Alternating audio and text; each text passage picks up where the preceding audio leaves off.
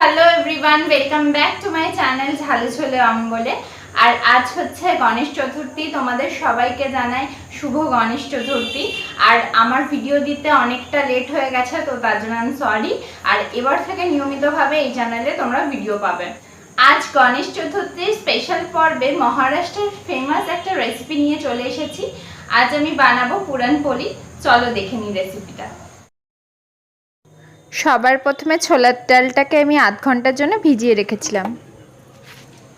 ডালটাকে প্রেসার কুকারের মধ্যে দিয়ে দিচ্ছি। প্রায় 8 থেকে 9টা সিটি হওয়া পর্যন্ত ওয়েট করব। আর এর মধ্যে আমি 1 কাপ জল দিচ্ছি। তোমরা যদি এর সঙ্গে আমটি করো তাহলে আর জলের পরিমাণটা একটু বেশি দেবে। এর মধ্যে সামান্য একটু নুন আর হলুদের গুঁড়োও দিয়ে দিলাম।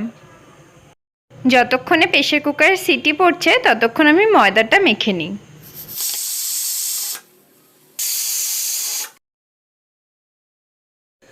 পাঁচশো গ্রাম পরিমাণে ময়দা আমি মেখে নিচ্ছি। এখানে আমি 2 কাপ ময়দা ইউজ করেছি। তোমরা চাইলে ময়দা আর আটা মিশিয়েও করতে পারো। এর মধ্যে দিয়ে দিচ্ছি এক পিঞ্চ মতন হলুদ, সামান্য একটু নুন। এটা যেহেতু মিষ্টি হবে তাই নুনের পরিমাণটা খুবই কম দিতে হবে। আর আমি এখানে ময়দাটাকে ময়ান দেওয়ার জন্য রিফাইন্ড তেলের ব্যবহার করছি। তোমরা চাইলে এখানে ঘিও দিতে পারো। ঘি দিয়ে ময়াম দিলে ডোটা একটু ক্রিস্পি হয়ে যায়।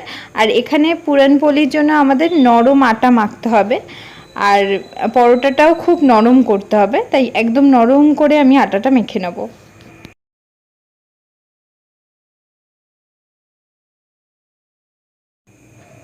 ময়দাটা মাখা হয়ে গেছে। এটা আমি আধ ঘন্টা থেকে 1 ঘন্টার জন্য চাপা দিয়ে রেখে দেবো।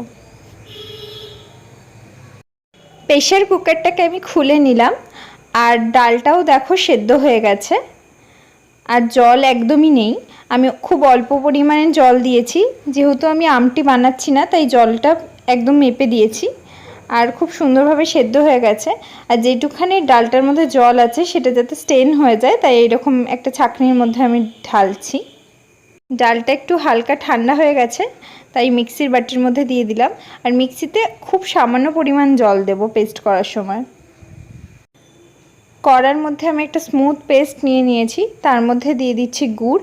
এটা আখের গুড় আছে, আর এইটার জন্য স্পেশালি আখের গুড়ই লাগে। আমি এখানে 200 গ্রাম পরিমাণে গুড় ব্যবহার করেছি। তোমরা চিনিও ব্যবহার করতে পারো। গুড়টা যত গলবে এই পেস্টটা ততটাই থিন হয়ে যাবে, কিন্তু আমাদের এটা একদম শুকিয়ে নিতে হবে। ডালটা যতক্ষণ একদম না শুকনো হচ্ছে ততক্ষণ কন্টিনিউ এটাকে নাড়তে হবে, যেহেতু গুড় দেওয়া আছে, না হলে লেগে যেতে পারে, তলায় লেগে গিয়ে এটা পুড়ে যেতে পারে।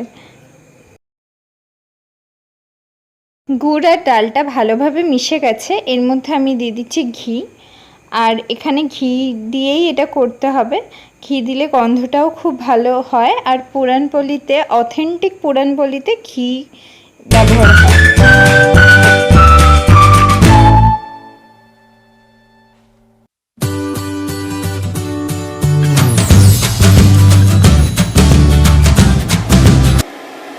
ডালের মণ্ডটা অনেকটাই হয়ে এসেছে, তাই জায়ফল আর এলাচ গুঁড়ো আমি এর মধ্যে দিয়ে দিলাম। একদম নামাবার আগে আগে এটা দিতে হবে।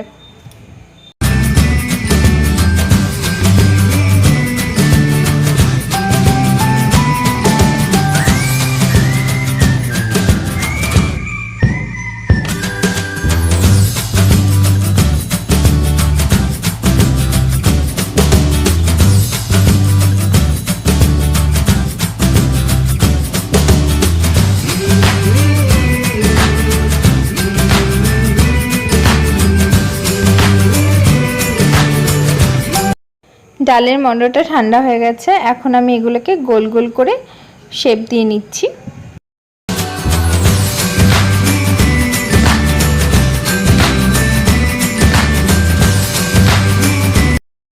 আটটা মতন বল আমি বানিয়ে নিয়েছি।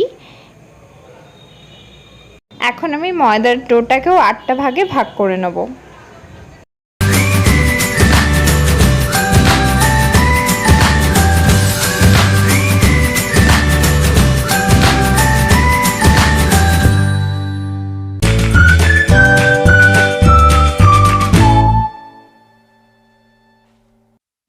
মণ্ডগুলোর মধ্যে ভালো মতন তেল মাখিয়ে নিলাম।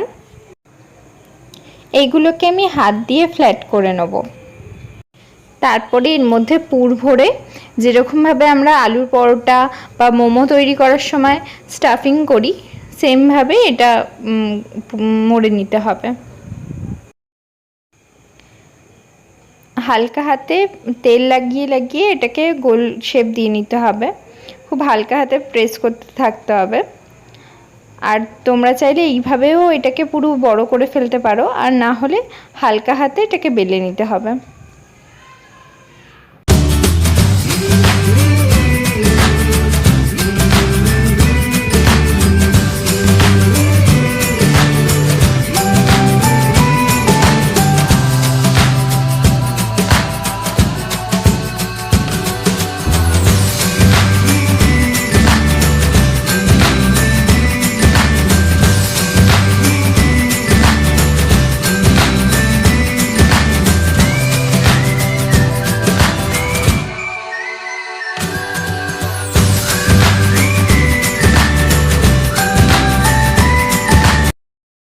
হালকা আছে পরোটাকে দুদিক থেকে সেঁকে নেব।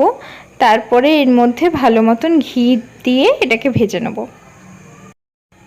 অথেন্টিক রেসিপিটাতে ঘি দিয়েই এটাকে ভাজে, মানে সেঁকে নেয়, তাই আমি ঘির ব্যবহার করছি। তোমরা চাইলে রিফাইন তেলও ব্যবহার করতে পারো।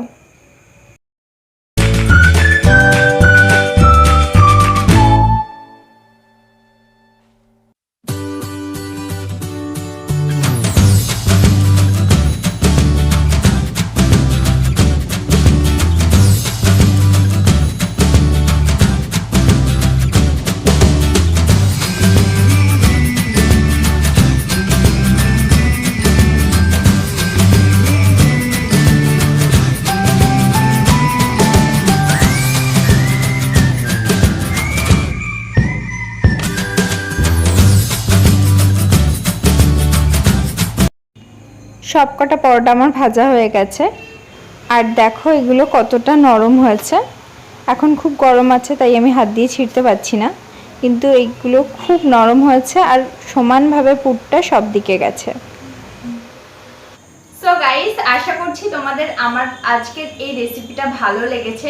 যদি ভালো লেগে থাকে তাহলে আমার চ্যানেলটাকে সাবস্ক্রাইব করতে একদম ভুলো না। পাশে থাকা বেল আইকনটা অবশ্যই প্রেস করো, আর লাইক কমেন্ট আর শেয়ার করতে একদম ভুলো না। তো আজকের মতন আমি এখানেই আসছি, অন্যদিন দেখা হবে নতুন রেসিপির সঙ্গে। চলো টাটা।